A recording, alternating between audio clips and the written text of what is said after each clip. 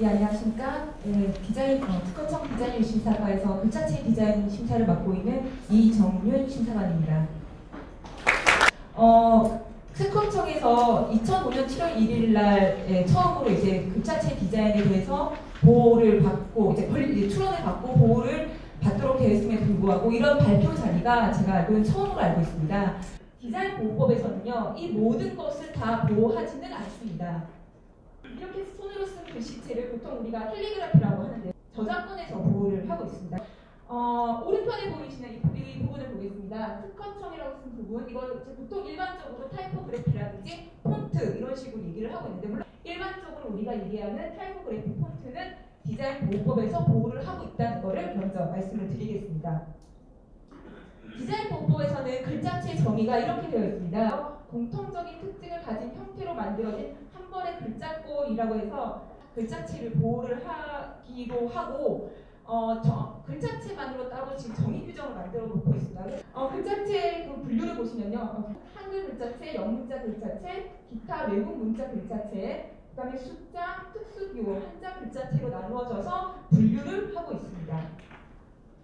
우선 각국의 보호 동향에 대해서 말씀드리겠습니다. 한국에서는 이제 디자인권에서도 줄곧 보호를 하기 시작했고요. 그 다음에 독일, 미국 같은 데는 다시 또 디자인권에서 따로 보호를 하고 있습니다. 물론 이제 우리나라도 마찬가지고요. 글씨체 같은 경우는 좀 저작권하고 디자인 보호법에서의 그 구분이 좀 명확하게 되어져 있다는 것을 다시 한번 말씀드리고 싶고요.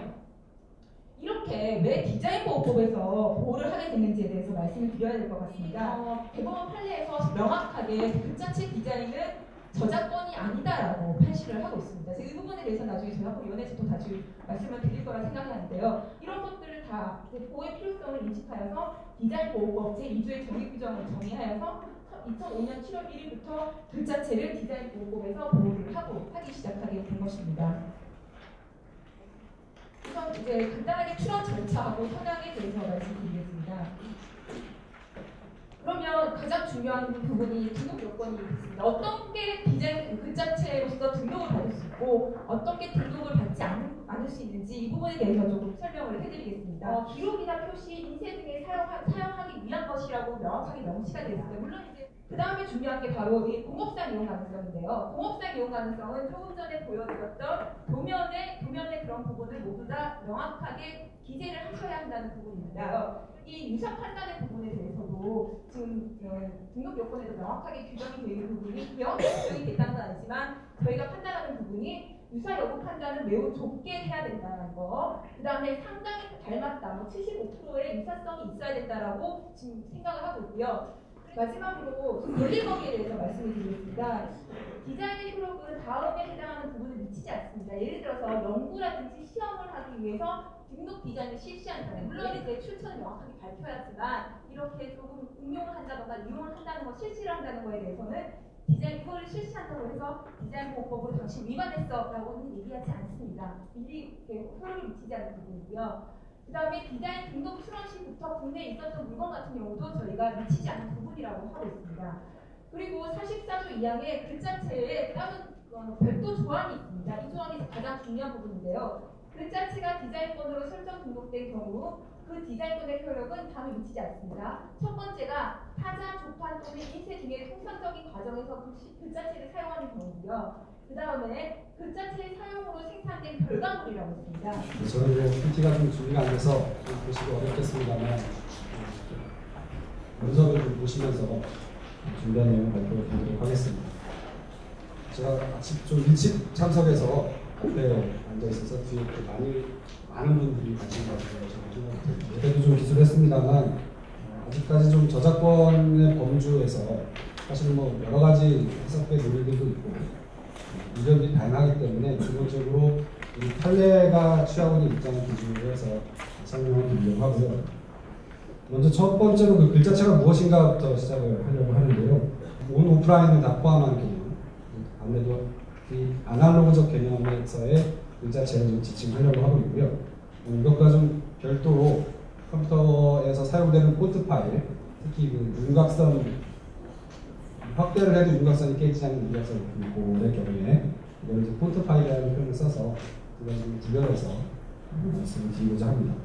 저는 아무래도 저작권 중심으로 설명을 드리려고 합니다.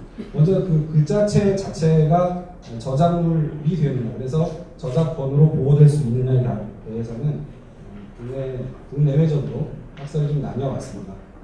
기본적으로 글자체에 대해서는 저작권으로 보호해서는 안 된다라고 하는 그런 입장을 취한 것이 부정선의 입장입니다. 먼저 사실관계는 93년에 원고 측에서 개발한 글자체 저작권 등록을 신청했는데 여기에 대해서 이제 거절을 하게 되고 반려가 되니까 이에 대해서 처음에 취소를 구하는 행정소송을 제기한 그런 사건입니다.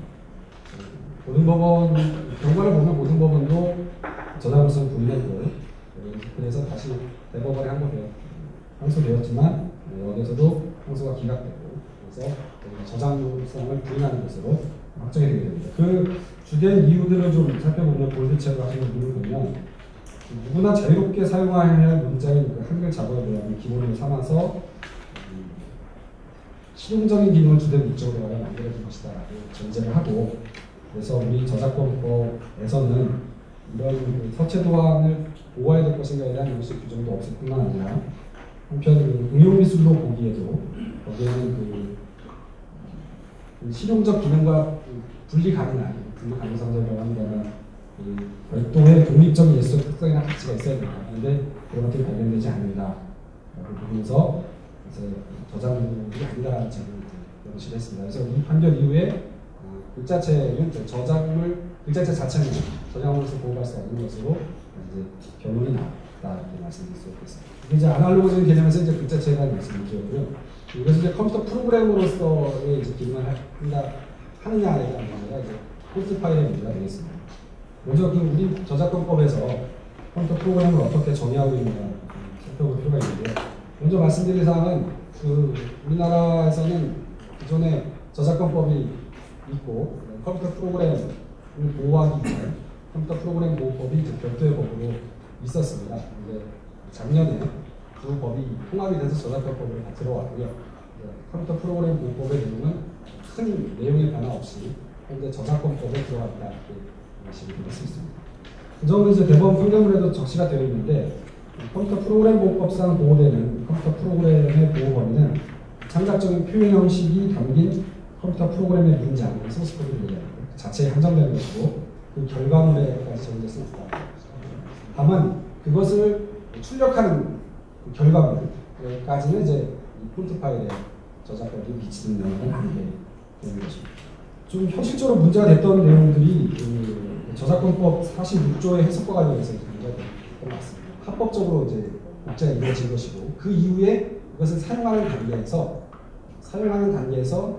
애초에 허락받은 범위를 넘어서 이용을 하게 된다라고 하는 것은 저작권의 측면은 없다고 봐야 됩니다. 왜냐하면 저작권에 해당하는 이용행위가 없기 때문에 저작권은 아까 말씀드렸다시피 복제나 배포나 전송이나 이런 개별 행위들이 수반되어야 그것이 저작권에서의 이용행위를 구성하고 그것이 합법이냐 불법이냐를 따지게 되는데 일단 설치된 이후에 사용하는 행위에 대해서는 저작권법에서 현재 우리 저작권법에서 그것을 통제할 수 있는 어떤 수단은 없습니다. 사용권이라는 권리가 없기 때문에 그래서 되는데 그럼 그게 무슨 차이냐 라이센스 위반이 되는 경우와 저작권 위반이 되는 경우와 차이가 뭐냐라고 이제 한다면 라이센스는 기본적으로 당사자의 계약의 문제니까요.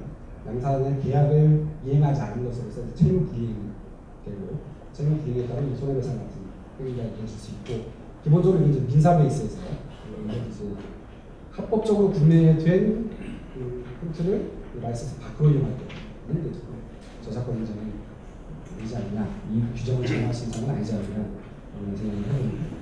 그러면 지금 있었던 마찰들을 줄여가면서 서로 합리적인 선에서 협의하고 그래서 합법적으로 이용할 수 있는 방안을 모색하는 그런 이제 시작이 설명회를 통해서 이루어지면 어떨까라는 생각이 좀 들고요.